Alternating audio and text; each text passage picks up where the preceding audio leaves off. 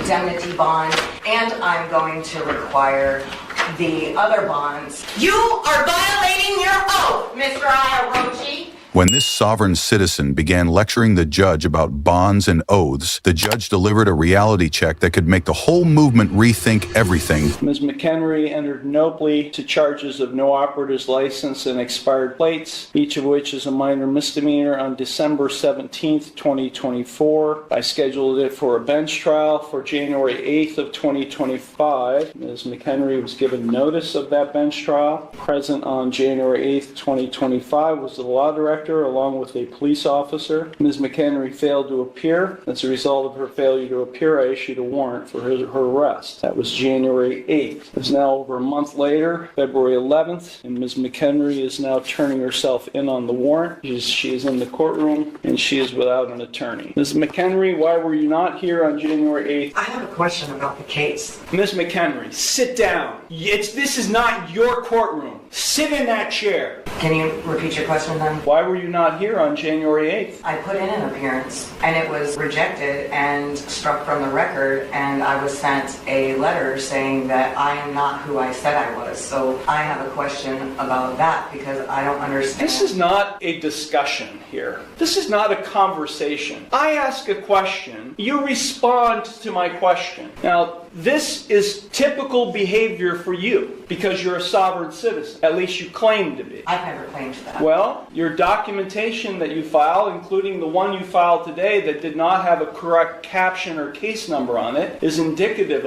of that. So let me ask you, Ms. McHenry, again, why were you not physically, personally present in the courtroom on January 8th for your trial? I need the oath and bonds to be put for each person acting as a public official in this case to be put on the record. And I also require the indemnity bond, and I'm going to require the other bonds. I need the accounting. Please, for the record, let it be known that you exited. I did. I exited the courtroom and asked a police officer, probation officer. Who has the indemnity bond? The bond is being, the warrant is being executed. You're being taken into custody. Take her down to the jail now. I was not given the warrant. Take her down to the jail now. Why am I being arrested? Take her down to the jail now. What crime have I committed? Get off me. This is kidnapping. This is a false arrest. They're violating my rights, my constitutional rights. I thought the Constitution didn't apply to you. The Constitution applies to